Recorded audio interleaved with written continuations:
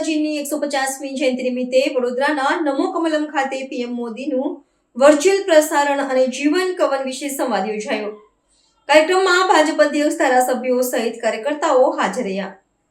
ભગવાન બિરસા મુંડાજીની 150મી જન્મજયંતિ અને જનજાતીય ગૌરવ વર્ષોત્સવની ઉજવણીના ભાગરૂપે વડોદરા શહેરના ભાજપ કાર્યાલય નમો કમલમ ખાતે વિશેષ કાર્યક્રમનું આયોજન કરવામાં આવ્યું હતું.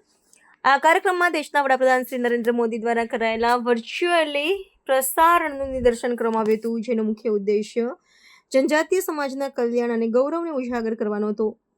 વડાપ્રધાનના પ્રસારણ બાદ આ કાર્યક્રમમાં વીર ક્રાંતિકારી બિરસા મુંડાજીના જીવન અને કવન વિશે વિગતવાર સંવાદ યોજાયો હતો. આ સંવાદમાં વક્તા તરીકે અમદાવાદ જિલ્લાના પૂર્વ પ્રમુખ હર્ષદગીરી ગોસાઈ ઉપસ્થિત રહ્યા હતા. આ ઉપરાંત વડોદરા શહેર ભાજપના અધ્યક્ષ ડોક્ટર જયપ્રકાશ સોની, સ્થાનિક ધારાસભ્યો, મહાપૌર, મહામંત્રીઓ અને વિવિધ વોર્ડના પ્રમુખો સહિત મોટી સંખ્યામાં પક્ષના કાર્યકર્તાઓ આ સમય કાર્યક્રમમાં હાજર હતા. તમામ અગ્રણીઓએ બિરસા મુંડાજીના આદર્શો અને આદિવાસી સમાજના યોગદાનને યાદ કરીને તેમને શ્રદ્ધાંજલિ અર્પણ કરી હતી. જનજાતીય ગૌરવ વર્ષ ઉત્સવ નિમિત્તે યોજાયેલો આ કાર્યક્રમ માત્ર સંવાદનું પ્લેટફોર્મ ન હતું, પરંતુ આદિવાસી સમાજના ઇતિહાસ અને સંસ્કૃતિને નવી પેઢી સુધી પહોંચાડવાનો એક મહત્વપૂર્ણ પ્રયાસ હતો.